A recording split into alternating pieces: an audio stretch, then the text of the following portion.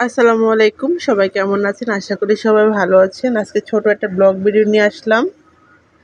আমার বাসায় মেহমান এসেছিল গতকালকে। মেহমানরা আসলে না বলেই চলে এসেছিল, তো আমি তেমন একটা আয়োজন করতে পারি নাই।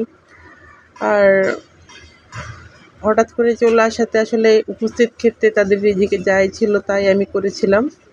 এই যে আমার ফ্রিজে কিছু টিকিয়া করা ছিল, আমি টিকিয়াগুলা বের করলাম, এগুলো ভেজে দিব। আর এখানে শর্টকাট সাদা পোলাও করেছিলাম আর কিশমিশ দিয়ে। আমাদের বাসায় কিশমিশ দিয়ে সাদা পোলাওটা সবাই অনেক পছন্দ করে।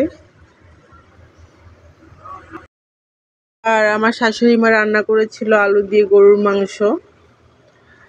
আর মাংসতে আসলে আমরা অল্প কয়েক পিস হলো আলু দিই। বাচ্চারা পছন্দ করে, আমার হাজব্যান্ডও পছন্দ করে।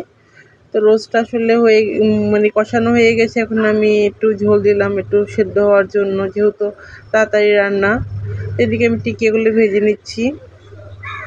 মানুষজন আসলে আসলে ভালোভাবে আপ্যায়ন না করতে পারলে খারাপই লাগে, তাও যতটুকু চেষ্টা করা যায় করার চেষ্টা করি আর কি। আর আমি আসলে ব্লগ ভিডিও এভাবে খুব একটা দিই না, আজকে দিলাম কেন যেন মনে হলো ছোটোখাটো ক্লিপ নিয়ে রাখি, স্মৃতি হিসেবে থাকবে। মজার ব্যাপার হলো যে আমাদের যে গেস্ট আসছে এটা আমার হাজব্যান্ডের ভাগ্নি জামাই আর হচ্ছে নাতি। আমি খুব হাসাহাসি করতেছিলাম যে তুমি অল্প বয়সে নানা হয়ে গেছো।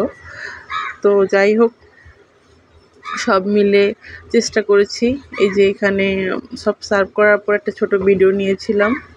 তো অল্পতে ওনারা আসলে অনেক খুশি হয়েছিল যে হঠাৎ করে যাওয়া রান্নাবান্নাগুলো নাকি ওনাদের কাছে অনেক ভালো লেগেছিল। এটাই হচ্ছে আল্লাহর কাছে শুকরিয়া যে ওনারা খুশি হয়েছে। আর এখানে ছিল হচ্ছে ঝিঙ্গে দিয়ে ছোট মাছ চচ্চড়ি, আর ওই যে রুই ফিশ ভাজা ছিল মচমচে করে। এই যে সাদা পোলাও, সাদা ভাত আর সালাদের আইটেম, আর হচ্ছে যে রোস্ট, যেটা বাচ্চাদের অনেক পছন্দের একটা খাবার। আমার ভিডিওগুলো যদি আপনাদের ভালো লাগে আমার চ্যানেলটা সাবস্ক্রাইব করে দিবেন।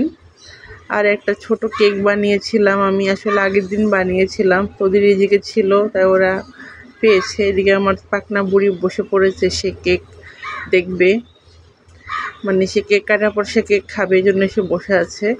তার এটা অনেক পছন্দ, সে এটা নিজে হাতেই খেতে পছন্দ করে, কারো হাতে খাবে না।